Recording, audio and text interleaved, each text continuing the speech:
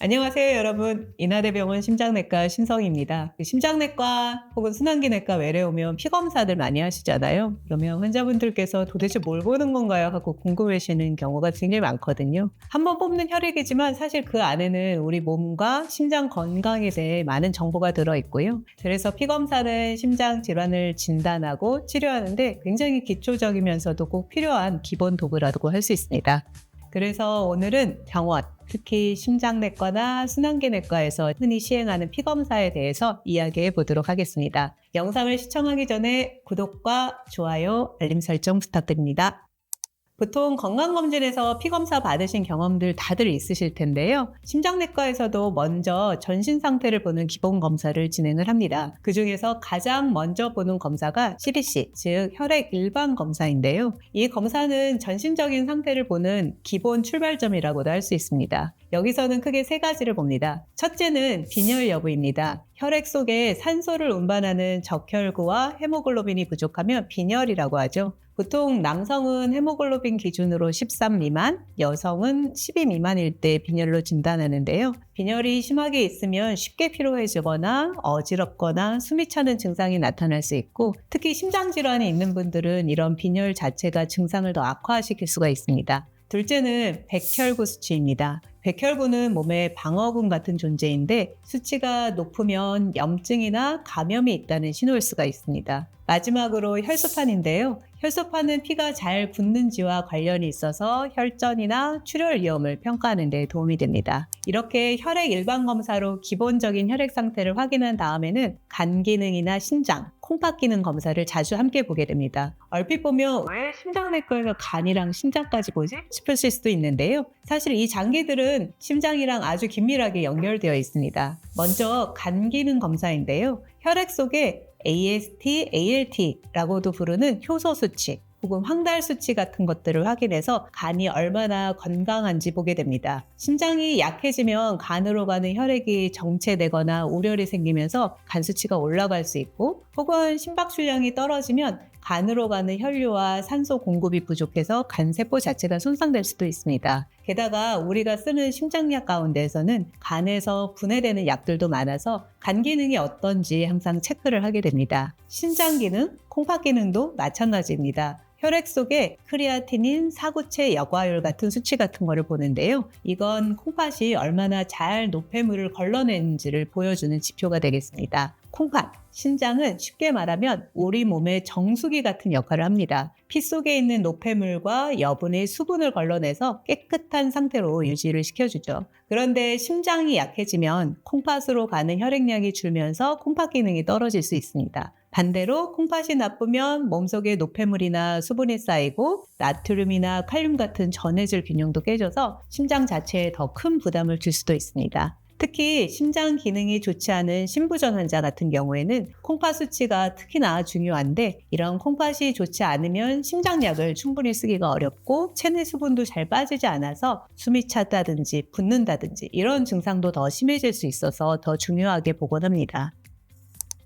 심장과 관련해서 꼭 체크하는 또 하나의 중요한 검사들이 지질검사와 혈당검사입니다. 지질검사는 콜레스테롤 검사라고도 부르죠. 여기서는 총 콜레스테롤, LDL 콜레스테롤, HDL 콜레스테롤, 그리고 중성지방을 봅니다. LDL 콜레스테롤은 흔히 나쁜 콜레스테롤이라고도 불리는데, 이 수치가 높으면 혈관 벽에 기름때처럼 쌓여서 동맥경화, 를 일으키고 결국 이런 것들이 협심증이나 심근경색 같은 병으로 이어질 수가 있습니다. 반대로 HDL 콜레스테롤은 혈관 속 콜레스테롤을 간으로 다시 가져오는 데 관여하기 때문에 일정 수준 이상 유지하는 것이 도움이 되어서 좋은 콜레스테롤이라고도 불리고, 그래서 흔히 LDL 콜레스테롤은 낮을수록 HDL 콜레스테롤은 높을수록 심장에 좋다고 이야기를 많이 하죠. 마지막으로 중성지방이란 것도 보게 되는데, 중성지방은 혈관 건강뿐 아니라 수치가 굉장히 높은 경우 500, 1000 이상 이렇게 높은 경우에는 급성 췌장염 같은 병과도 관련이 도움이 됩니다. 또 이 수치는 음식이라든지 생활 습관에 따라서 많이 변동하는데요. 탄수화물이나 술 같은 걸 많이 드시면 쉽게 올라가고, 반대로 식습관을 잘 관리하면 30에서 50%까지도 줄어들기 때문에 중성지방 수치가 높은 경우에는 흰 쌀밥, 빵, 밀가루 음식, 술 같은 것을 줄이면 중성지방을 떨어뜨리는데 정말 많은 도움이 됩니다.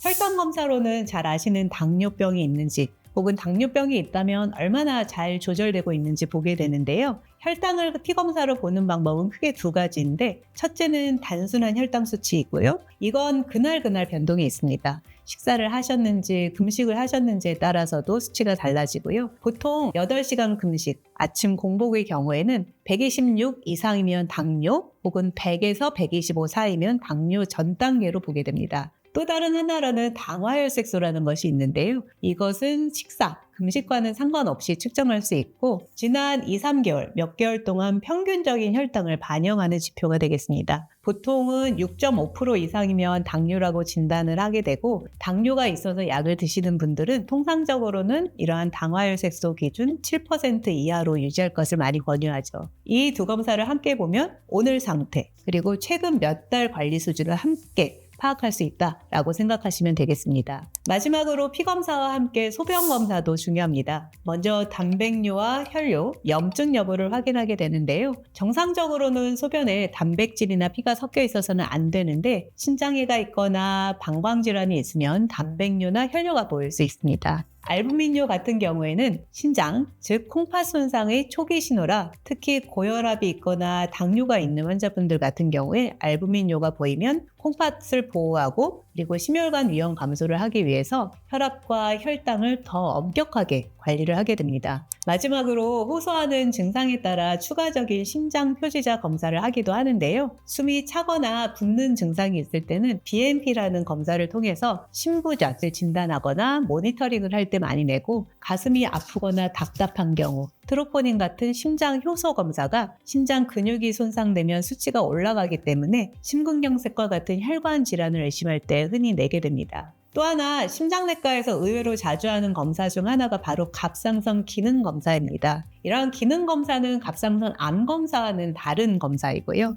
고혈압이 있거나 숨이 차거나 붓는 증상이 있는 경우, 혹은 가슴이 두근두근거려서 오시는 분들에서는 갑상선 기능 검사를 많이 하게 되는데요. 갑상선 호르몬이 심장의 박동과 혈압, 그리고 체내 대사와 굉장히 밀접하게 연결되어 있기 때문입니다. 갑상선 기능이 올라가면, 항진되면 심장이 빨리 뛰고 불규칙해지는 부정맥이 잘 생기고 혈압도 올라가고 체중이 줄거나 땀이 많이 나는 증상도 동반될 수 있고요. 반대로 갑상선 기능이 떨어지면, 저하가 되면 쉽게 피곤해지거나 몸이 붓고 체중도 늘고 추위를 잘 타는 증상도 같이 나타날 수 있습니다. 그래서 심장내과에서는 가슴이 두근두근하다든지 붓는 경우, 숨이 찬 경우, 혈압 조절이 잘 안 되는 경우, 혹시 심장 자체 문제가 아니라 갑상선 때문은 아닌지 확인하기 위해서 갑상선 기능 검사를 함께 하곤 합니다. 정리하면 심장내과에서 하는 피검사는 심장질환과 연관되었거나 영향을 줄 수 있는 전신질환이 있는지 간단히 점검하고, 현재 간이라든지 콩팥 기능을 확인해서 알맞은 약제를 선택하거나, 고지혈증, 당뇨 같은 동반 질환의 상태를 살펴서 추가 관리가 필요한지 판단하는 과정이라고 보시면 됩니다. 여기에 BNP나 심장 효소 수치 같은 심장 표지자 검사는 심부전이라든지 심근경색 같은 질환을 진단하고 증상의 원인을 조금 더 명확히 하는 데 도움을 줍니다. 모쪼록 오늘 이야기가 여러분들의 궁금증을 풀어드리는 데 도움이 되셨길 바라봅니다. 감사합니다.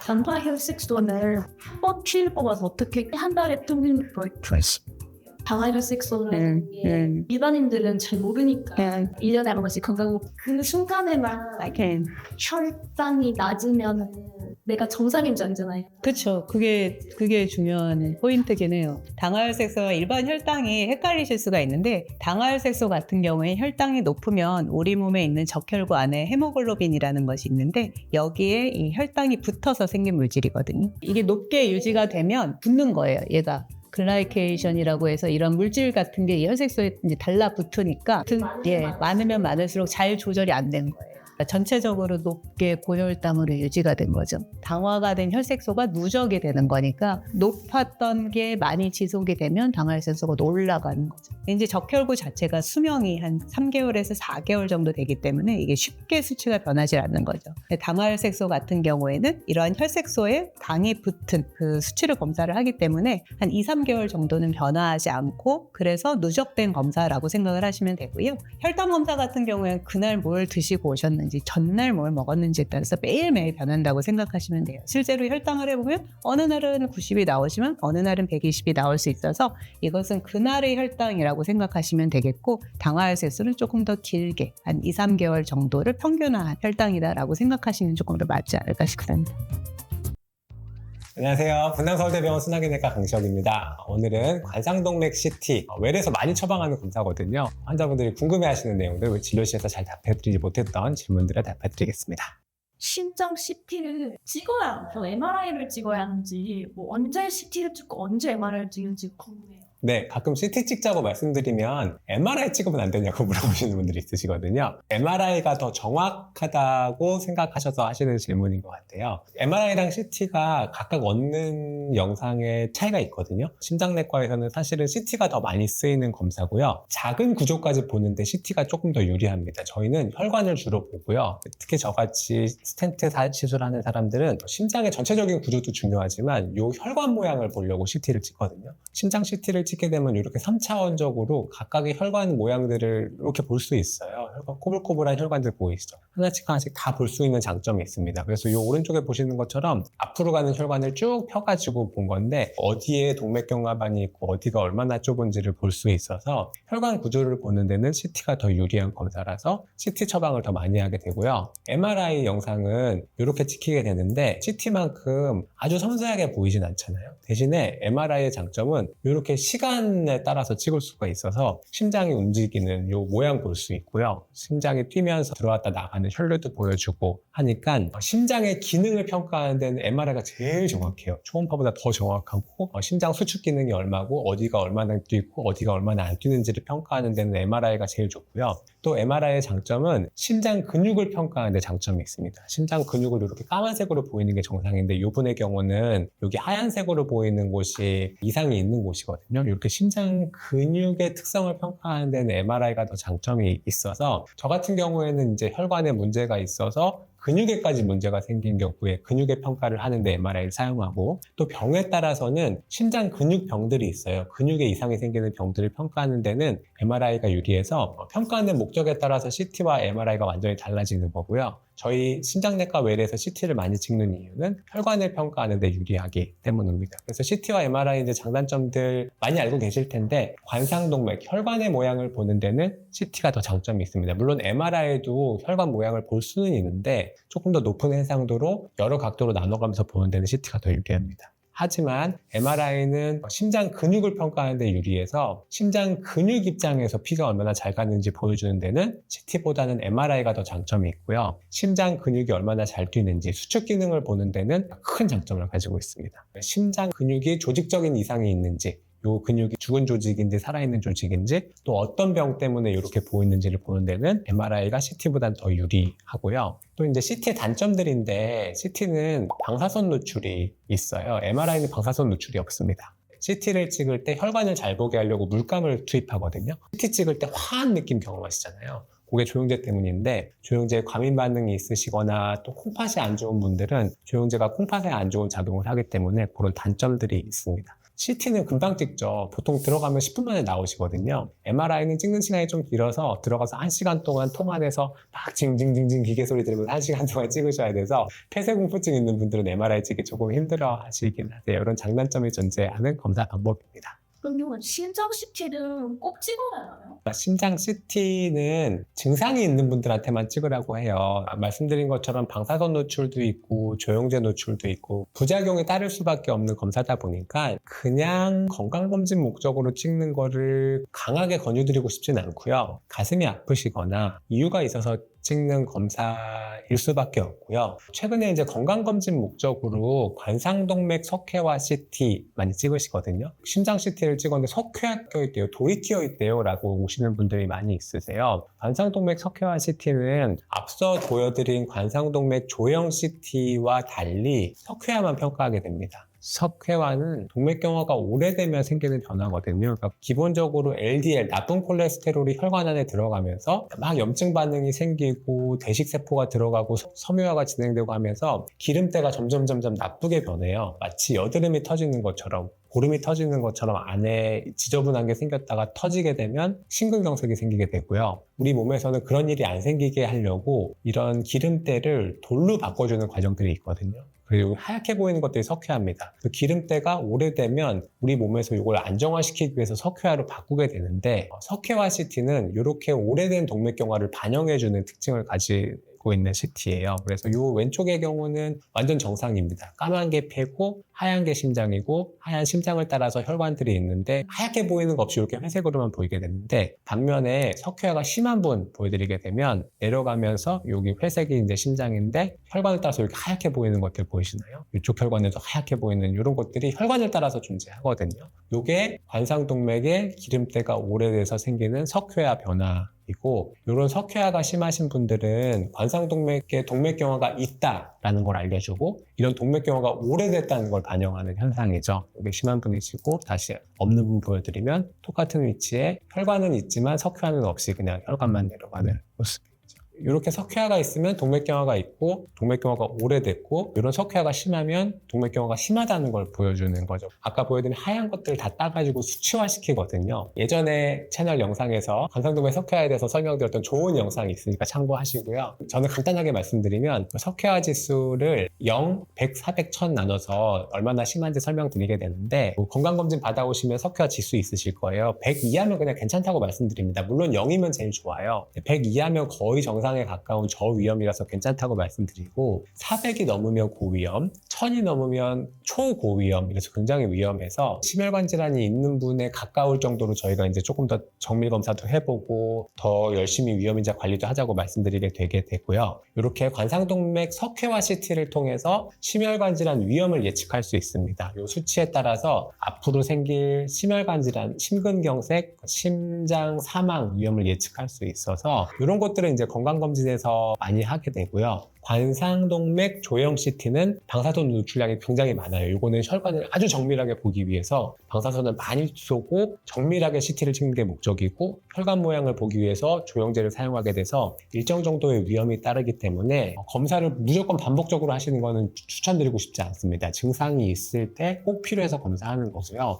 건강검진 목적으로 하는 관상동맥 석회화 CT는 방사선 노출도 그렇게 많지는 않고 조형제 노출은 없어요. 그런 큰 걱정 없이 검사를 할 수 있는 방법이기는 하고, 하지만 관상동맥 석회화 CT는 위험을 예측해주는 장점은 있는 검사인 반면에 이 석회화 지수가 더 좋아지거나 나빠진다고 해서 우리가 어떤 치료를 더 해야 된다, 이런 것들까지는 없거든요. 그래서 사실은 이 검사도 주기적으로 매년 해야 된다 이렇게까지 말씀드리고 싶지는 않고, 5년, 10년 정도의 간격은 두고 반복하셔도 될 것 같다고 말씀드립니다. 약간 그 치석이 쌓인다는 개념을 듣는 비슷한데 똑같지는 않은 게, 음식물이 들어가 있다가 안에서 막 세균하고 반응하면서 돌덩어리가 되는 거잖아요. 관상동맥에 생기는 석회화는 혈관 안에 기름때가 생겼는데 우리 몸이 보호하려고 석회로 바꾸는 과정이거든요. 돌덩어리가 된 거는 비슷하고요. 차이점은 치석은 제거해주는 게 좋습니다. 안에서 박테리아가 쌓여있는 거라서 음식물을 제거하고 박테리아를 제거해야 정상 조직에 다시 와서 쌓이는 반면에, 관상동맥에서 생긴 석회화는 제거할 수 있는 방법은 없어요. 제거하는 좋지만 제거를 못한다는 거죠. 제거가 애초에 가능하지 않습니다. 진짜 질문을 AI로 영상이나 CT를 분석해가지고 관상동맥 질환을 진단하고 미래 심장 질환의 발생 위험을 예측할 수 있다는 그 딥러닝 모델이 있었거든요. 이게 앞으로의 이제 진료에 도움이 될 거라고 생각하시는지, 그리고 이러한 변화에 대해서는 어떻게 생각하세요? 이거 엄청나게 도움이 될까요?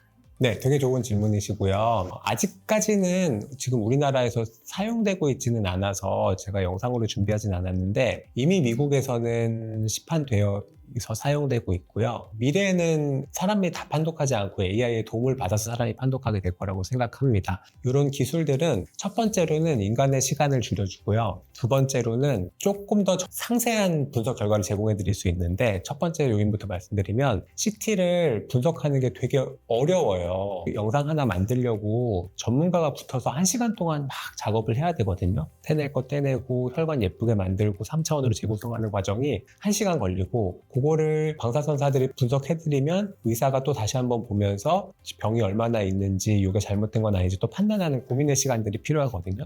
그래서 요거를 찍는 것도 환자분도 힘들지만 요걸 분석하는 것도 의사의 굉장히 많은 노력이 드는데, AI가 도와주는 거는 영상 처리를 더 깔끔하게 해주고, 의사가 판독하기 전에 여기가 문제인 것 같습니다 라고 주면, 그거를 보고 의사가 그래 이거 맞아, 아니야 이건 아닌 것 같아 라고 판단하는 과정이 또 한번 들어갈 거라서 의사 2명이 판독하는 것 같은 장점이 있다, 이런 장점들도 존재하고, 의사의 분석 시간을 줄여주기 때문에 한 명의 의사가 더 많은 판독을 할 수 있는 방향으로 바뀔 거예요. 그게 A의 첫 번째 장점이고, 두 번째는 의사가 병이 얼마나 있다고 판독하지만 요거를 숫자로 다 만드는 거는 사실 되게 지난한 작업이잖아요. 근데 AI는 이 복잡한 일들을 컴퓨터한테 맡겨놓으면 얘가 인간이 반복적으로 해야 되는 일들을 다 자동으로 해주기 때문에, 최근에는 그런 것들을 정량적으로 분석해서 예후를 예측하는 데 도움이 된다 라고 하는 제품들도 존재하고, CT가 혈력학적인 분석, 기능적인 분석에서 좀 약하다 그랬잖아요. 근데 그런 것들도 사실은 수학 공식을 이용하면 시뮬레이션으로 계산이 가능하긴 하거든요. 그거 사람이 하는 건 거의 불가능한데, AI의 도움을 받고 컴퓨터 시뮬레이션을 하게 되면 조금 더 기능적인 분석을 잘해줄 수 있거든요.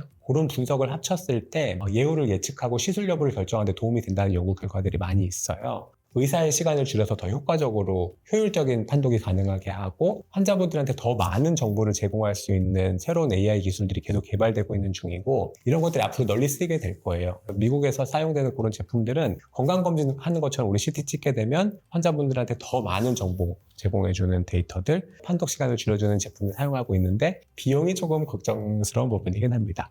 비용이 더 줄어들지가 않아요?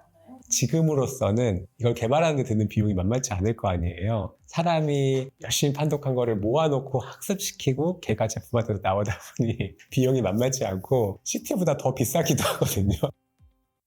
지금까지 심장 CT 찍는 환자분들이 많이 궁금해하시는 질문에 답해드렸습니다. 도움이 되셨길 바라고, 도움이 되셨다면 구독, 즐겨찾기 부탁드립니다. 감사합니다.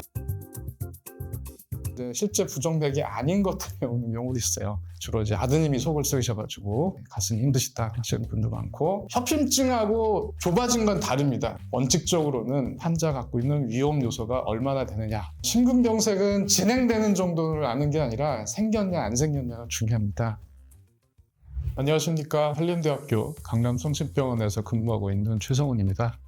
많이 질문 중에 하시는 것 중에 심장내과에 진료를 가시면 왜 이렇게 검사가 많은지에 대해서 답을 좀 드리고자 합니다.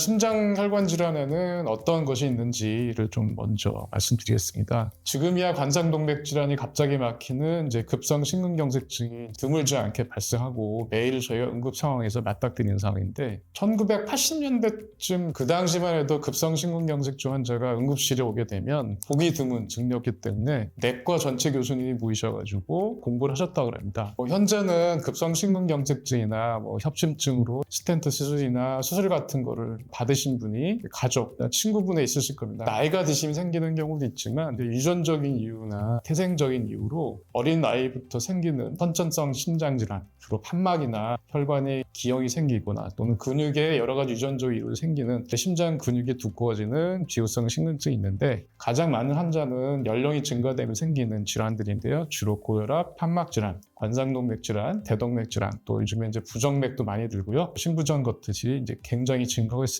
선천성 또는 유전성 질환 관련된 질환은 어린 나이도 있지만 나이가 드시면서 발현하는 경우가 있기 때문에, 이제 나이가 많아지고 고혈압, 당뇨 같은 여러 위험 요인이 많아지면서 이런 후천적인 생활 습관이 결합되며 생기는 심장 질환이 생기는데, 서구가 되면서 아시는 거죠. 식사, 흡연, 비만, 운동 부족, 그러면서 고혈압, 당뇨, 고지혈증 플러스 고령화 생기면 커지면서 혈관 질환이 특히 증가하고 있습니다. 증상이 다양한 편차를 보이기 때문에 증상이 없는 상태부터 마지막 말기 심부전 상태가 돼서 심장에 이식까지 필요한 단계까지 있습니다. 심장혈관 질환으로 오시게 되면 검사를 진행을 해야 되는데 문제는 몸 안에 종양이 있거나 이상이 있으면 엑스레이나 CT를 찍어서 종양이 어디에 있는지를 확인하지만 심장은 단지 구조만 있는 것이 아니라 심장이 펌핑을 하고 혈관이 불룩불룩해지면서 피가 흘러가기 때문에 기능과 관련돼서 질환이 생기게 됩니다. 그래서 구조와 기능을 모두 다 봐야 되는데 안타깝지만 한 가지 검사로 그 모든 것을 알기가 좀 어렵답니다. 저도 이제 심장 관련해서 전문의 생활이 지금 20년 정도 되는 것 같은데요. 과거의 방식뿐만 아니라 새로운 병에 대한 진단, 검사가 굉장히 많이 발전하고 있습니다. 자, 그래서 왜 그리가 검사가 많은 거지라는 질문에 대답을 드리면 심장 혈관의 구조를 알고 기능을 알기 위해서 검사를 합니다. 흉부 방사선 검사, 엑스레이 많이 찍으시죠. 심장이 커졌는지, 심장의 어느 부위가 커진 건지, 폐는 괜찮으신지를 알게 되고 또 하나 이제 심전도 검사합니다. 심장의 구조나 기능 이상이 있게 되면 이런 전기 현상의 변화가 오기 때문에 그거를 확인하는 검사가 되겠고요. 환자의 어떤 상태에 따라서 필요한 검사를 추가합니다. 심장 초음파 검사 많이 받아보실 텐데요. 요즘에 관상동맥 질환 보려고 CT도 많이 찍고 심장 근육을 보기 위한 MRI 같은 검사도 많이 합니다. 경우에 따라서는 핵의학 검사를 그래서 양성자 검사나 여러 가지 심장 근육에 포함한 동위원소를 이용해서 저희가 근육 상태를 표현하고요. 관상동맥이 좁아졌을 때 확인하는 검사가 대표적으로 관상동맥 조영술이죠. 혈관의 협착이나 구조, 기능의 변화를 보는 검사도 하고 있습니다. 또 말씀드린 혈관 구뿐만 아니라 맥박 관련된 것들이 있는데요. 특히나 심전도 같은 경우는 예전에는 팔, 다리, 가슴 쪽에 6개를 붙이고 하는 검사도 있지만 최근에는 2가지만 붙이고 나서도 부정맥을 보는 홀터 검사를 해서 단지 하루에서 3일, 일주일, 수개월 정도까지 보는 검사가 있습니다. 그리고 이런 경우에 이제 부정맥 의심되거나 확인이 되면 전기생리학 검사를 그래서 입원을 해서 몸 안에 여러 가지 전극 도자를 넣고 심장의 전기 현상을 봐서 원인을 찾는 검사, 혈관의 협착이나 병이 의심되면 실제로 몸 안에 카테터라는 얇은 플라스틱 관을 넣어서 심장 혈관 안으로 흘러가는 혈류를 검사하는 이제 관상동맥 조영술까지 진행을 합니다. 내가 그러면 심장혈관 질환이 의심돼서 병원에 가면 지금 말씀드린 걸 모두 다 검사할 것이냐? 그렇지 않습니다. 순환기내과 전문의는 실제 환자에서 매일 먼저 환자의 증상과 징후를 먼저 자세하게 문진을 합니다. 부종이 있는지, 맥박은 괜찮은지, 심장 소리는 괜찮은지 확인을 하고 그 환자의 증상과 징후에 맞춰서 적절한 검사를 선택합니다. 다만 외래 오시기 전에 기본 검사로 심전도나 흉부 방사선 검사를 의사를 만나기 전에 하는 경우도 많습니다. 심장의 기본적인 상태를 볼 수 있는 가장 많은 정보를 주는 기본적이고 저렴한 검사이기 때문에 우리가 시간을 좀 절약한다는 의미로 미리 검사하는 게 있으니까 좀 오해하지 않으셨으면 좋겠고요. 많이들 하시는 혈액 검사, 의심되는 질병을 확인한 후에는 확진을 위한 검사입니다. 그다음에 심장 기능을 확인하는데 매우 중요한 심장 초음파 검사가 있습니다. 심장 초음파는 혈관에 대한 구조, 심장의 구조, 근육의 두께, 판막 이상을 보지만 심장의 상태를 가장 포괄적으로 볼 수 있는 그런 검사가 돼서 특히나 중요하고요. 우리가 초음파라는 것이 몸에 들어간다고 위해가 남는 것이 아니기 때문에 굉장히 안전한 검사이기도 합니다. 한국에 있는 심초음파는 굉장히 비용이 저렴합니다. 다행히 우리가 그런 정보를 얻을 수 있는 길이 없기 때문에 심장 초음파 검사를 좀 받을 필요가 있다고 들으시게 되면 적극적으로 받는 것을 좀 검사드리겠습니다. 이제 치료를 포함한 어떤 검사를 진행해야 되는데요. 이제 정밀 검사가 되겠습니다. 협심증 또는 판막 질환이 의심된다면 심전도 이상이나 심장 초음파 이상을 우리가 확인을 했고 우리가 약물 치료할 건지 아니면 시술 또는 수술 같은 치료를 결정하고 판단하기 위해서 정밀 검사가 진행을 됩니다. 제일 흔하게 심장내과 많이 오시는 질환들이 흉통인데요. 숨이 차고 흉통인데 특히나 나이가 드시거나 당뇨가 오래되시거나 흡연하시는 분한테 많이 생기는데요. 대표적인 게 협심증이나 가장 무서운 심근경색이 되겠죠. 이런 관상동맥 질환의 경우에는 환자들이 처음 왔을 때 고위험군으로 보이는 양상이 있습니다. 흡연을 오래 하시고 나이가 많으시고 당뇨, 고혈압, 고지혈증, 가족 중에 심장질환 같은 걸 앓으신 분의 경우는 환자가 증상을 표현하신 순간부터 실제 혈관 질환의 가능성이 매우 높기 때문에 입원을 해서 검사를 가능한 한 시간을 줄여서 하는 치료를 우리가 먼저 공부하게 되고요. 그렇지 않은 즉 중간이나 저위험군에 해당하는 경우에는 아까 말씀드린 기본적인 검사 외에 협심증의 경우에는 우리가 심전도를 붙이고 달리거나 뛰면서 심장의 변화를 보는 운동부하 검사, 운동부하 검사가 어려운 거에는 우리가 핵의학 검사 같은 부하 검사를 해서 심장의 혈관 반응을 좀 보고요.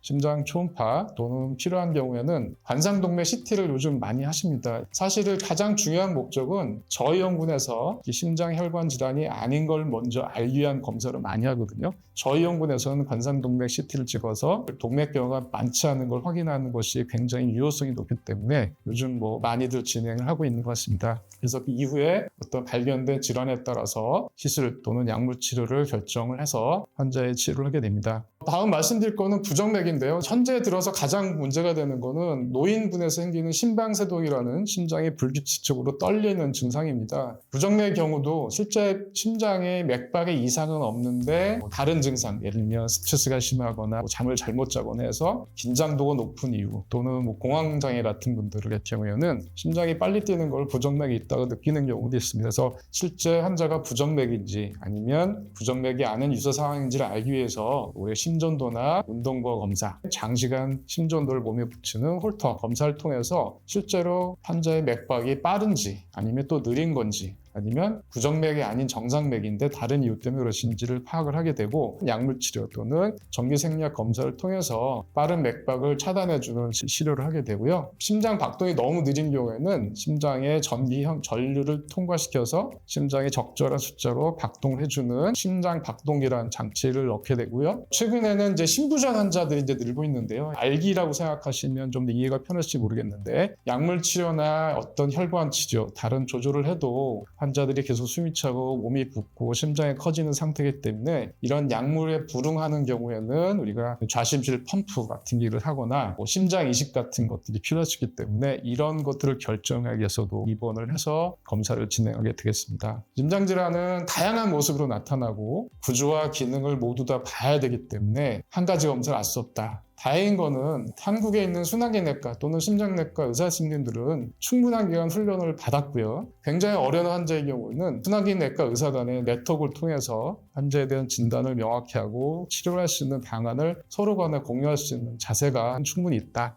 라고 믿어주실 것 감사드리고요. 그리고 검사는 꼭 필요한 것만을 진행해서 최적에 대한 진단과 치료를 하려고 노력을 하고 있습니다.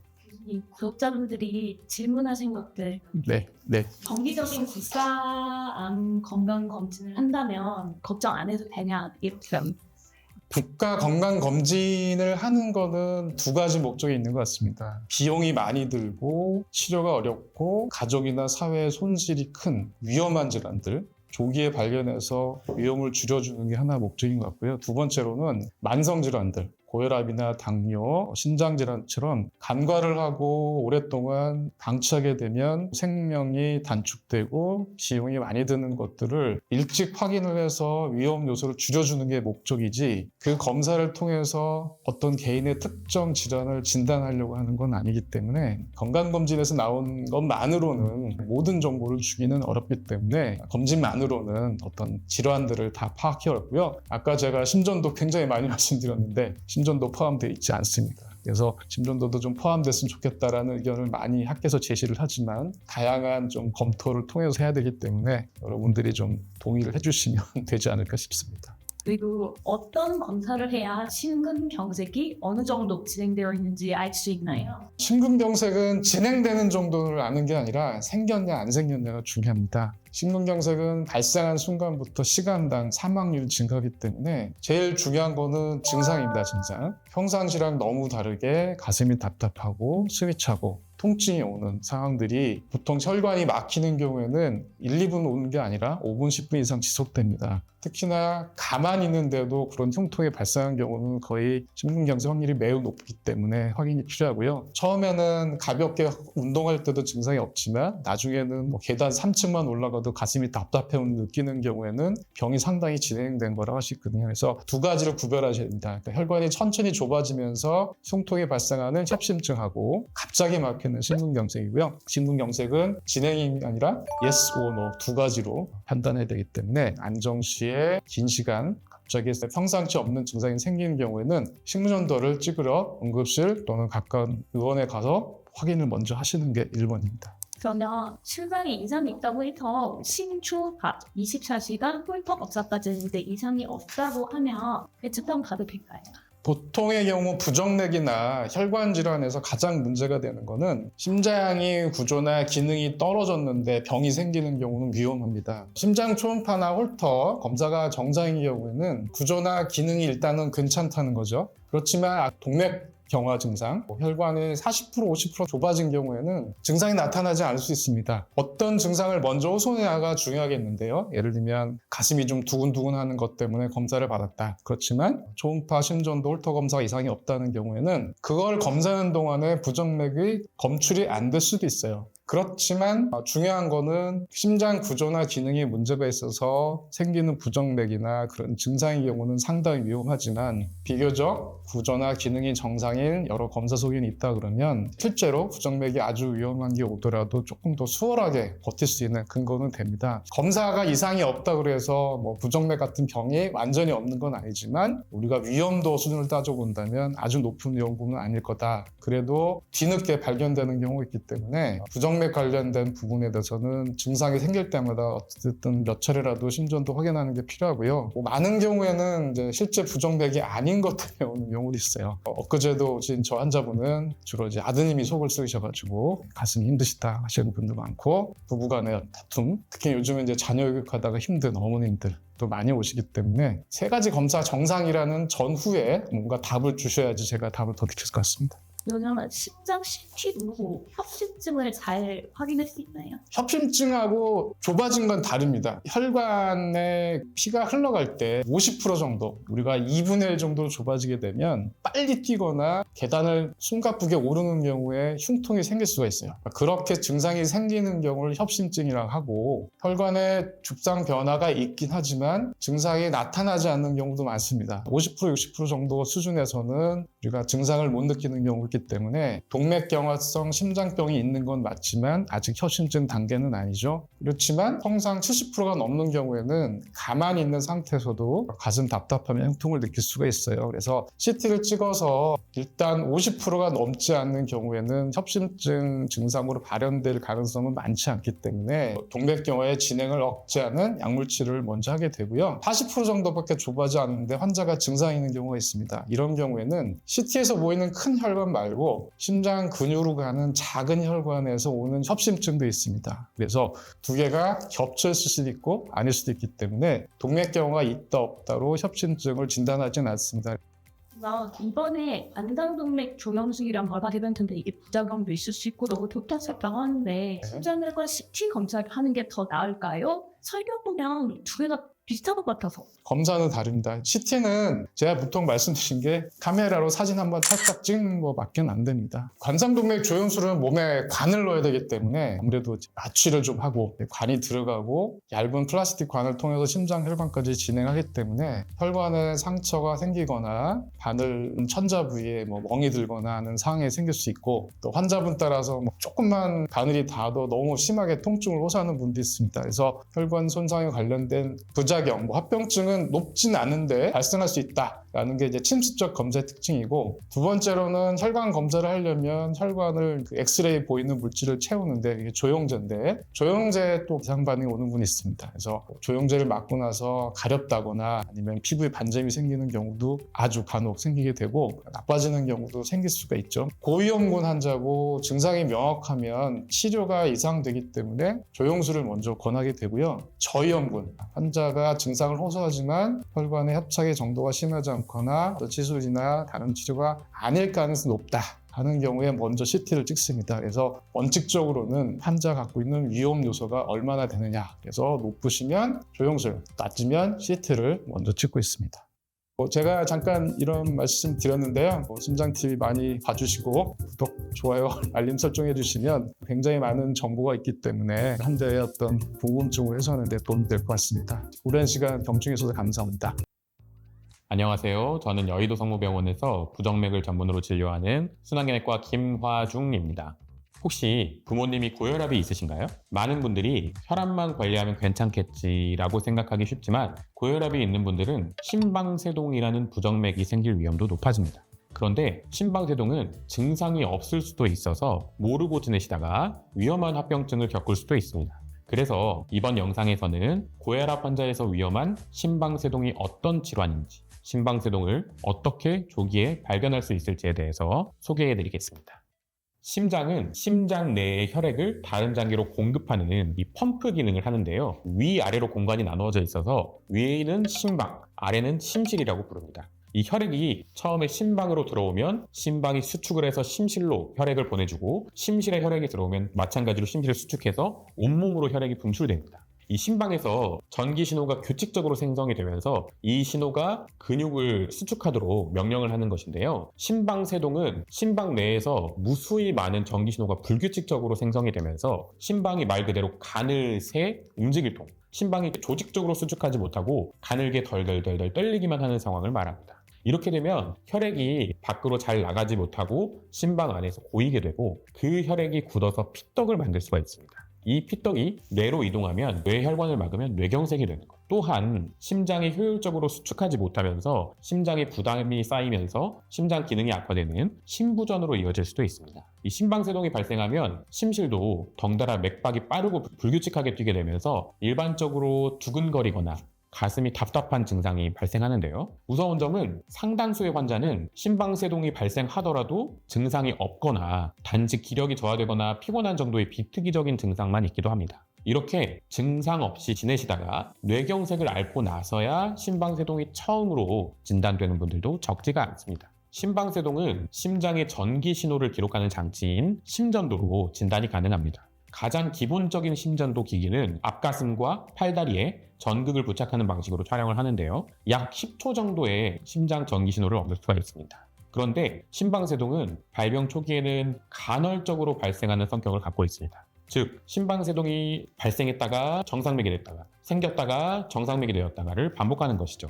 그래서 심전도 딱 한 장만으로는 심방세동이 있더라도 심방세동이 진단되지 않을 수도 있습니다. 그래서 최근에는 휴대가 가능한 홀터, 패치형 심전도 기기, 스마트워치 같은 기기로 일상생활 동안의 심전도를 긴 시간 동안 연속적으로 모니터링을 해서 심방세동을 조기에 진단하는 기기가 널리 사용되고 있습니다. 심방세동은 고혈압이나 당뇨, 고지혈증, 비만 등의 만성적인 질환이 있는 환자의 발생 위험이 더 높습니다. 세계적인 진료 지침에서는 심방세동의 조기 진단을 위해서 증상 유무와 관계없이 65세 이상의 환자에서는 정기적으로 심전도 검사를 권하고 있고 75세 이상이거나 또는 65세 이상이면서 뇌경색의 위험도를 높이는 질환들, 예를 들면 고혈압이나 당뇨, 심부전이나 혈관 질환, 그리고 또는 예전에 뇌경색이 있었던 그런 환자분들께는 연속적인 심전도 모니터링 검사를 권하고 있습니다. 여기에 심방세동을 시사하는 증상들, 가슴이 막 두근거리거나 가슴이 답답하거나 평소보다 가벼운 활동에도 숨이 차거나 하는 증상이 있는 분들에게는 보다 적극적인 검사를 권유드립니다.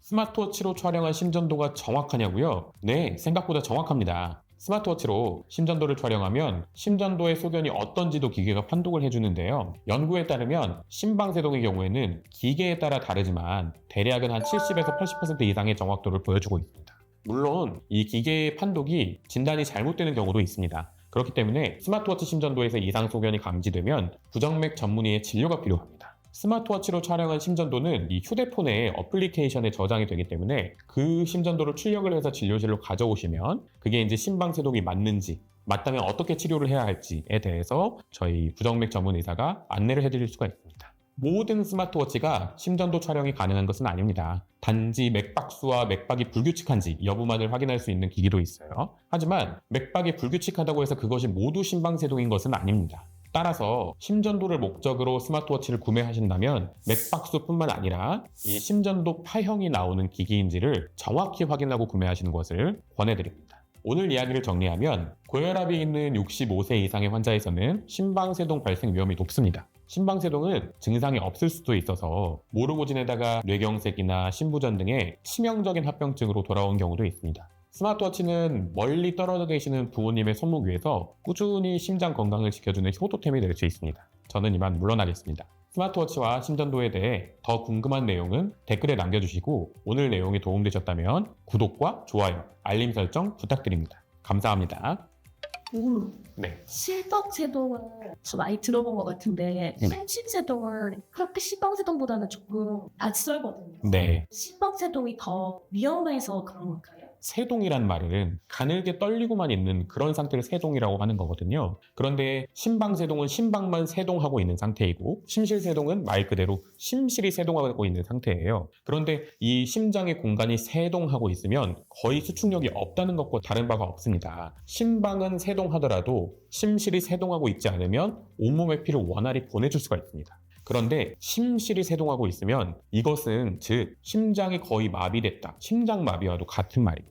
그렇기 때문에 심실세동은 심정지와도 거의 유사한 그런 상황이라고 볼 수 있습니다. 그래서 위험한 정도로 따지면은 심실세동이 굉장히 위험한 상태에 속하고 그렇기 때문에 심실세동 상태라면 환자 본인이 증상을 느끼거나 의식이 있거나 하는 상태가 아닙니다. 심장 마비 상태니까요. 하기 때문에 심실세동은 스마트워치로 진단할 수가 없습니다. 심방세동은 고령일수록 그리고 이제 비만할수록 점점 최근에 발생률이 높아져서 심방세동은 흔히 우리가 볼 수 있습니다. 심방세동은 55세 이상의 환자에서 평생 동안 심방세동이 한 번 이상 진단이 될 확률이 거의 3분의 1, 즉 3명 중에 1명은 평생에 한 번은 심방세동이 진단이 된다라고 할 수 있을 정도로 아주 최근에는 유병률이나 발생률이 높은 그런 질환에 속합니다. 반면에 심신세동은 그렇게 높은 네. 건 아닌가요?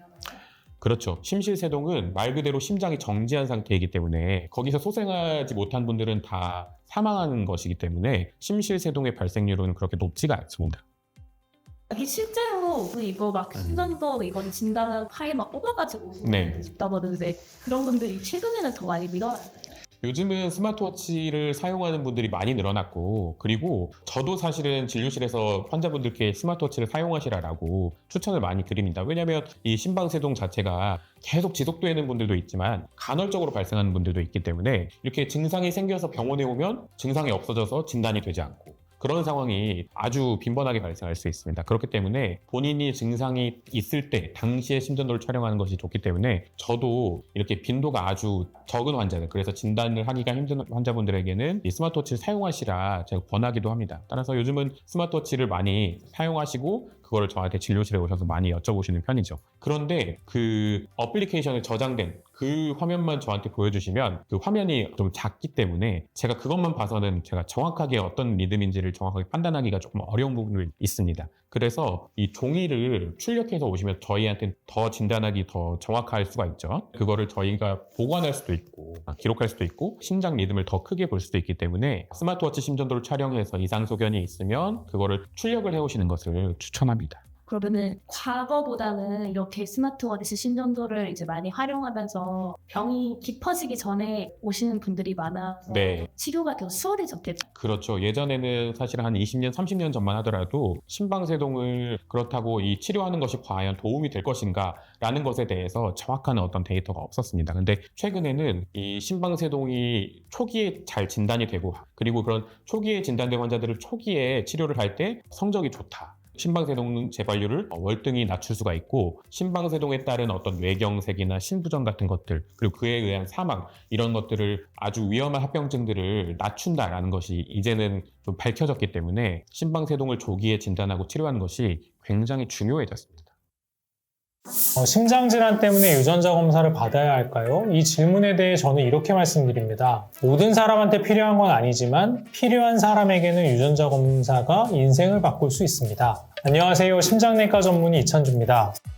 오늘은 심장질환에서 유전자 검사가 왜 중요한지 그 검사가 실제 진료에서 어떤 차이를 만드는지를 말씀드리겠습니다. 영상을 시청하시기 전에 구독과 좋아요 꼭 부탁드립니다. 심장질환에서 유전자를 알아야 하는 이유가 있습니다. 심장질환의 상당수는 혈압, 당뇨, 흡연, 식습관 같은 후천적 요인이 중요한데 일부 심장질환에서는 질병의 시작 자체가 유전자에 의해서 결정되는 경우가 많이 있습니다. 제 환자분들 중에도 제가 유전자 검사를 권유해드리는 경우도 많고 환자분들도 이 병이 혹시 유전되나요? 또는 유전자 검사 같은 거 받아봐야 되는 거 아닌가요? 물어보시는 환자분들도 많이 있는데 제가 오늘 이 유전자 검사가 왜 필요한지, 어떤 분들한테 필요한지에 대해서 한번 정리를 해서 말씀을 드리겠습니다. 유전자 검사가 필요한 경우들이 있는데요. 증상이 나타난 뒤에 치료하는 것보다는 미리 알고 대비하는 게 훨씬 더 중요한 질환들이 있습니다. 그래서 유전자 검사는 앞으로 심장에 어떤 일이 생길 수 있는지 이것에 대해서 미리 알려주는 위험 지도라고 할 수가 있습니다. 간혹 저희가 진단이 애매한 환자들이 되게 많이 있습니다. 유전자 검사가 진단을 바꾸는 경우들이 간혹 있는데요. 심장내과 진료에서 겉으로는 비슷해 보이지만 원인이 다른 심장 질환들을 구분하는 게 매우 중요한 경우들이 있습니다. 대표적으로 비후성 심근병증 같은 병들이 있는데요. 심장이라고 하는 장기는 계속해서 움직이다 보니까 운동 많이 하면 팔 근육 두꺼워지는 것처럼 심장도 계속 움직이면서 고혈압에 노출이 되면 심장 근육이 두꺼워집니다. 근데 어떤 분들은 나면서부터 고혈압 이런 것과 무관하게 심장 근육 자체가 두꺼워지는 비후성 심근병증 환자분들이 있고, 어떤 분들은 고혈압이 시간이 지나면서 심장 근육까지 두꺼워지게 되는 고혈압의 합병증으로 생기는 심근비대가 있습니다. 이 두 가지 질환이 그냥 심장 초음파 보거나 심정도 같은 거 보면 굉장히 유사해 보이거든요. 원인을 명확하게 구분을 해줘야 됩니다. 단순 고혈압에 의한 거면 고혈압 치료를 하면 되지만, 비후성 심근병증 같은 경우에는 유전적으로 생기는 경우도 많고 급사의 위험이 매우 높기 때문에 비후성 심근병증에 맞춰 치료를 해야 될지, 고혈압만 치료하면 될지 요거를 구분하기가 어려운 경우가 굉장히 많아요. 그런데 확장성 심근병증이라고 심부전의 이 원인이 되는 심근질환이 있는데, 심부전 같은 경우에 원인이 불명확한 경우가 되게 많습니다. 특히 유전자에 의한 확장성 심근병증은 심부전 내에서도 예후가 안 좋은 경우가 많아서 원인 불명의 심부전이냐 아니면 유전자에 의한 확장성 심근병증이 생긴 심부전 환자냐, 이런 것들을 구분하는 게 환자들의 예후를 예측하고 치료 전략을 세우는 데 매우 중요하기 때문에, 이런 질환들을 갖고 있는 분들한테서는 꼭 유전자 검사를 통해서 질병을 감별하는 데 활용을 하고 있습니다.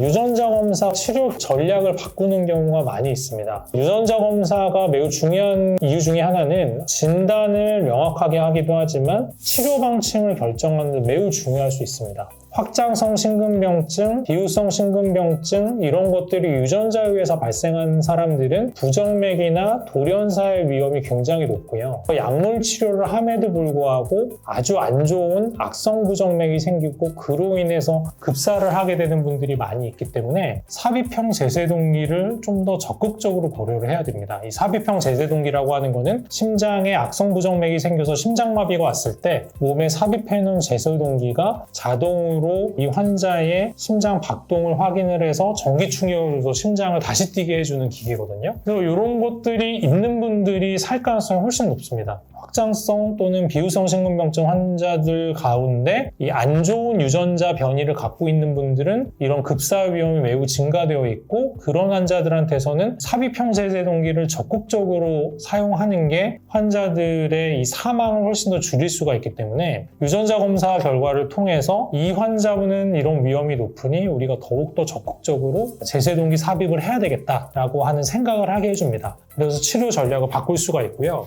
또 다른 케이스 같은 경우에는 비후성 심근병증이나 이런 것뿐만 아니라 그냥 부정맥 자체가 유전성으로 나타나는 분들도 있습니다. 이 심장에 이런 전기 신호들을 조절하는 이온 채널이라고 하는 단백질들이 있는데, 단백질들을 만드는 데 관여하는 유전자에 이상이 있는 환자분들은 급사 위험이 높은 악성 부정맥들이 잘 생기는데, 그런 유전자 이상이 확인된 환자들 같은 경우에는 꼭 이런 삽입형 제세동기를 해야 되고요. 가족성 고콜레스테롤 혈증이라고 하는 일반적인 고지혈증, 고콜레스테롤 혈증보다 굉장히 높은 수준의 혈중 지질 농도를 갖고 있는 환자분들이 있는데, 그런 환자분들의 일부가 이런 유전자 검사를 통해서 확인을 할 수가 있습니다. 콜레스테롤을 조절하는 유전자에 이상이 있는 환자분들 같은 경우에는 아주 높은 콜레스테롤을 확인을 할 수가 있고, 그런 환자분들은 굉장히 어린 나이에 심근경색이 생길 수가 있고 그로 인해서 또 사망을 할 수가 있어서, 그런 환자분들은 유전자 검사를 통해서 유전자 이상이 확인이 되면 보다 더 강력한 콜레스테롤을 낮추는 약을 쓸 수가 있고요. 그런 약제들을 우리나라 의료보험 적용을 받으면서 사용을 할 수가 있기 때문에 환자분들의 이 치료 전략을 바꾸는데 이런 유전자 검사 결과를 활용을 할 수가 있습니다. 다음으로 유전자 검사 결과가 가족의 미래를 바꿀 수도 있습니다. 유전자는 우리 가족들한테 다 연결되어 있는 거라고 할 수가 있잖아요. 그래서 한 개인한테서 유전자 이상이 발견이 되면 피를 나눈 직계인 분들도 모두 선별 검사를 해봐야 됩니다. 유전자 돌연변이가 확인된 분들 같은 경우에는 자녀, 형제, 자매, 또 부모님한테도 같은 유전자 돌연변이가 있을 수가 있고, 그런 유전자 돌연변이 같은 걸 갖고 있는 분들은 그만큼 그 환자가 갖고 있는 심혈관 질환 이런 것들이 생길 위험이 매우 높아져 있는 상태를 의미를 하기 때문에 가족분들도 전부 검사를 해봐야 되고요. 아직 증상이 없는 가족이라 하더라도 저희가 심장검사를 정밀하게 해보면 미리 그 질환을 확인을 할 수가 있거나, 아직 병이 실제로 없는 상태라 하더라도 정기적인 검진을 통해서 조기에 그 질환을 발견을 할 수가 있고요. 예방적으로 사용하는 약제 같은 것들을 미리 사용을 할 수가 있고, 또 심각한 사건이 발생하기 전에 예방을 할 수가 있기 때문에 적극적으로 가족 검사를 통해서 그 위험에 노출되어 있는 미래의 환자를 찾아내서 조기 검진을 하는 것이 심혈관 질환의 발생을 예방을 할 수가 있습니다.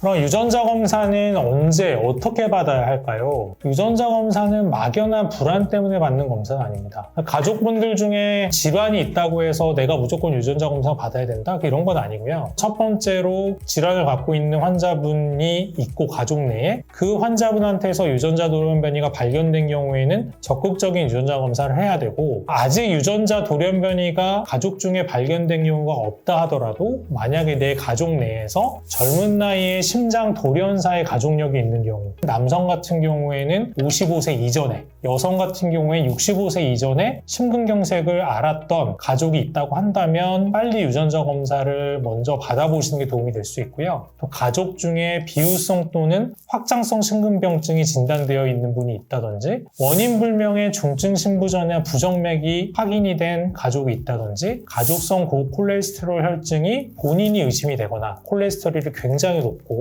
또는 가족 중에 가족성 고콜레스테롤 혈증이 있다고 한다면 미리미리 유전자 검사를 받아보시면 도움이 될 수 있습니다.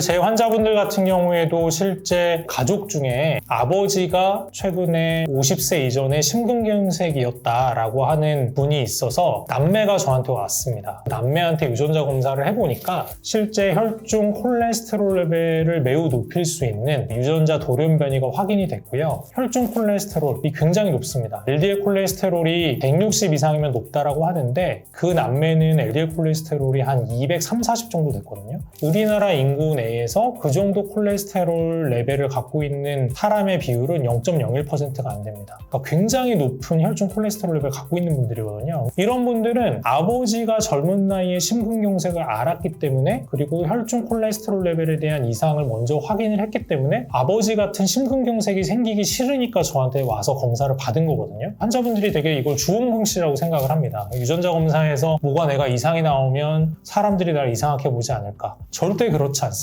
이 유전자 검사를 두려워할 게 아니라 알게 모르게 이런 유전자 변이 갖고 있는 분들 굉장히 많이 있고, 가족들한테 미리미리 검사를 할 수 있게 해주는 게 가족들의 건강도 지키는 지름길이라는 꼭 이해를 하시면 좋겠고요. 혹시 결혼을 하는데 내 배우자 쪽 집안에서 이런 걸 알면 싫어하지 않을까? 최근에 의학기술이 많이 발전했기 때문에 이런 것들을 미리 알고 미리미리 관리를 하면 우리 생길 수 있는 불상사들을 예방할 수 있는 경우가 많이 있기 때문에 미리 알고 검사하는 게 훨씬 더 중요하다고 생각을 합니다. 유전자 검사 특히 하는 거예요. 피검사로 일반적으로 다 합니다. 간혹 골수 이식받은 분들은 피에서 우리가 확인할 수 있는 유전자가 본인 게 아니거든요. 이식 골수에서 온 거기 때문에 입 안쪽에 있는 세포를 조금 떼가지고요, 그거 가지고 유전자 검사를 합니다. 그러니까 뭐 피로 할 수도 있고 입 안에 있는 조직을 이용할 수도 있고. 피를 뽑으면 알려면은 모든 결과를 알 수 있는 거예요? 아니면은 내가 이러이러한 가족력이 있으니까 이거에 대해서 검사해야지? 네네. 되게 중요한 질문이신데, 검사 방법이 크게 두 가지라고 생각하시면 되는데, 선택적 유전자 검사랑 전부 다 보는 유전자 검사가 있어요. 사실 전부 다라고 하는 것도 전부 다는 아니긴 합니다. 한 가지 유전자가 이미 확인이 돼서 그 유전자나 또는 그 유전자와 관련된 것들만 우리가 선택해서 볼 수 있는 검사 방법이 있고, 그게 아니라 특정 심장질환과 관련이 있다고 알려져 있는 유전자들 한 300~400개 정도를 동시에 볼 수 있는 방법이 있어요. 그 검사는 더 비쌉니다. 당연히 더 비싸고, 몇 가지 유전자만 볼 수 있는 검사는 조금 더 가격이 저렴하긴 합니다. 어떤 검사를 하느냐는 주치의랑 상의해서 결정을 하시고요. 대개는 가족들한테는 이미 유전자 이상이 확인이 된 그 유전자에 대해서만 특정 유전자들 몇 개만 검사하는 선택적인 유전자 검사를 하고, 그런 게 아니라 유전자 이상에 의한 심장질환이 의심이 되지만 아직 유전자가 확인이 안 된 분들은 전반적으로 다 훑는 유전자 검사를 하게 되는 거죠. 이게 제가 듣기만 해도 되게 국민 건강에 다 좋을 것 같은데 이걸 네. 안 하는 이유는 분명히 뭔가 이유가 있어요. 네, 첫 번째로 보험 적용이 유전성 질환이 의심되는 환자분들한테서만 일부 적용이 됩니다. 의심이 되는 분에 한해서. 전체 검사 비용에 제가 알기로는 한 80%가 본인 부담금으로 내야 돼요. 그러니까 의심이 되지 않고 그냥 검진 받는 분들은 전부 다 비보험, 급여가 안 되기 때문에 그 업체들마다 좀 다르긴 한데, 한 300~400개 동시에 보는 유전자 검사는 한 100만 원 정도 되고, 선택적으로 몇 가지 유전자 또는 유전자 한 개만 딱 보는 검사는 제가 알기로는 한 15만 원에서 한 20만 원? 이 정도 이내로 알고 있습니다. 어쨌든 필요해서 하는 분들은 보험이 되기는 하지만 일부만 된다. 본인 부담금이 굉장히 높은 편이다. 검진 목적으로 할 때는 비용이 많이 든다. 그리고 보험이 안 된다. 이렇게 정리할 수 있겠습니다.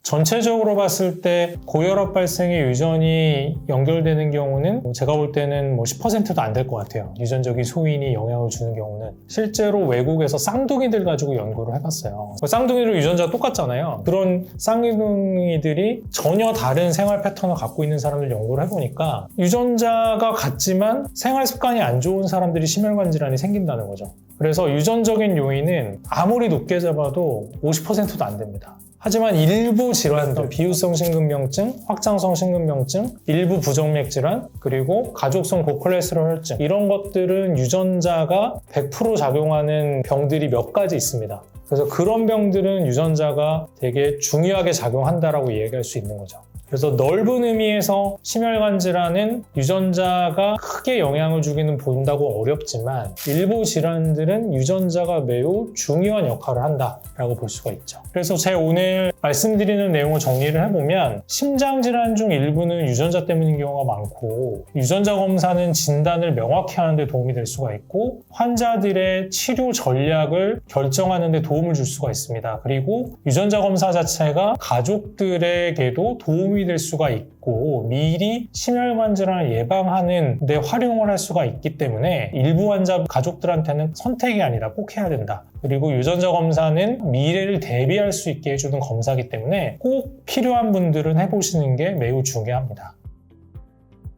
지금까지 심장내과 전문의 이찬주였습니다. 시청해주셔서 감사합니다.